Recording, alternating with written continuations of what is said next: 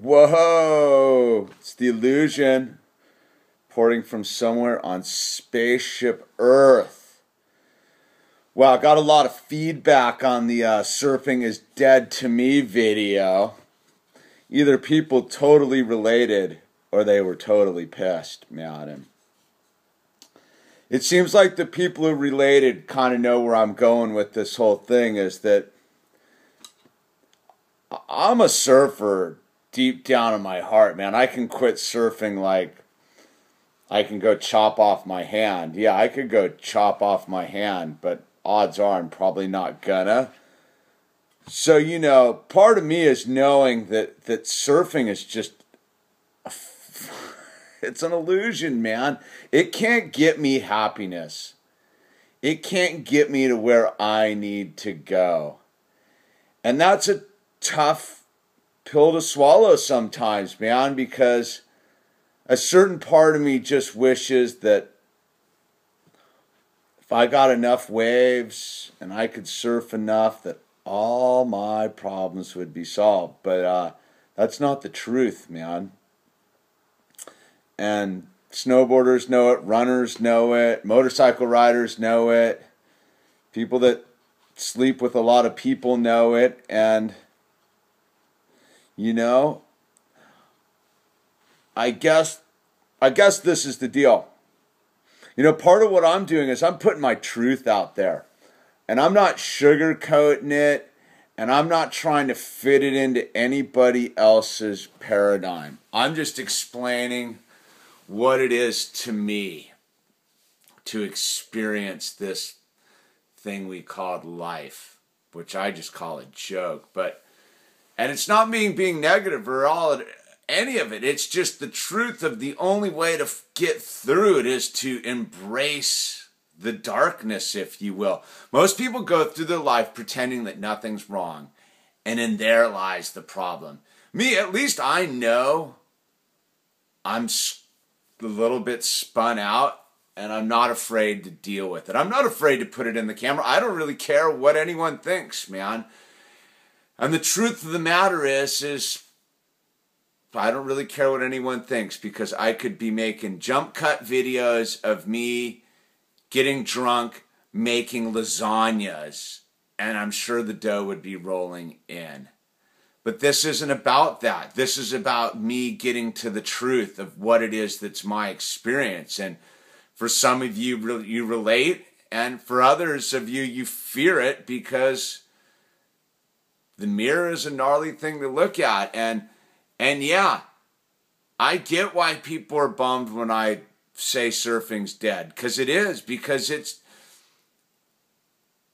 just like everything else in this dream, man. It's all an illusion. It's all fake.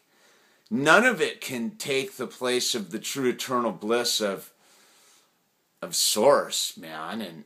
And the sooner I get over attaching myself to this 3D landscape, the better.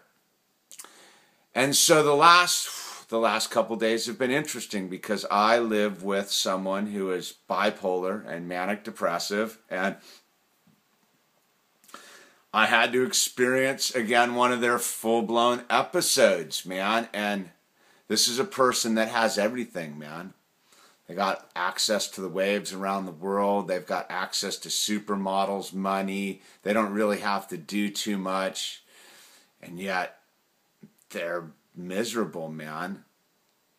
And so I look at that and I go, oh, wow, there but for the grace of God go I, man. And it spins me out in all sorts of different ways, because it makes me realize that there's nothing in this 3D landscape that can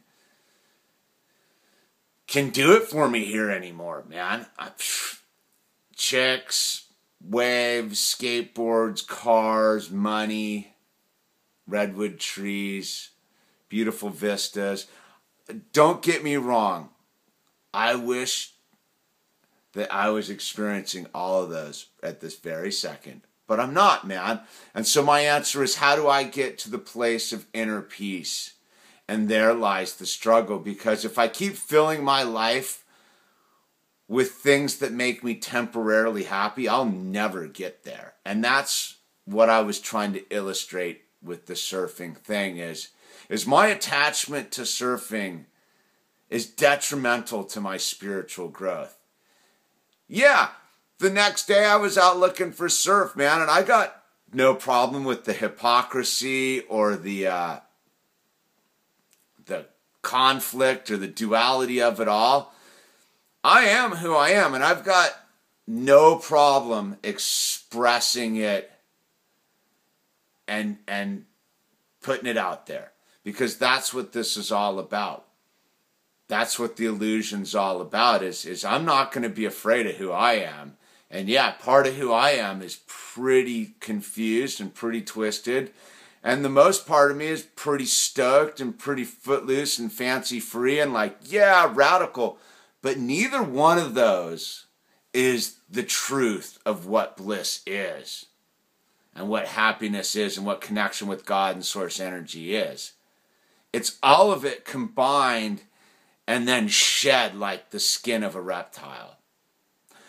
So, for all you guys that get tripped because I go into the low frequency bunny hole, don't, man, because that's part of like getting to a higher frequency is being able to shed it all, man. Shed the good, the bad, and the ugly, man. And if you're too attached to anything, or if I'm too attached to anything because I think it's the answer, I'm doomed, man. I am doomed to stay stuck in this holographic experience called life. I want to vibrate through all this, man. I truthfully think that like this experience is relatively highly overrated. I want to go home, man. I want to go back into source energy. And I know that I've chosen this experience. I know there's no victims in this, and I have to find my way out of this Rubik's Cube, this maze, whatever you called it. And yeah, we're all doing this together. So don't get too attached to my story. My story's not your story, but hey, if you're getting any sort of weird energy off of my story, take a look at your story, because no way should anything I be doing making you doubt your... I don't know, man. Doubt yourself. That's a weird way to put it. But I don't know. You gotta look within yourself to find the answers, and that's all I'm doing here on this exercise is it's delving deep into who I am. And every one of these videos I put up spend the truth of who I am, and some of them are in dire conflict with other videos because there is no single way to explain the experience called life. It is a multitude of conflicting and opposing views and perceptions, and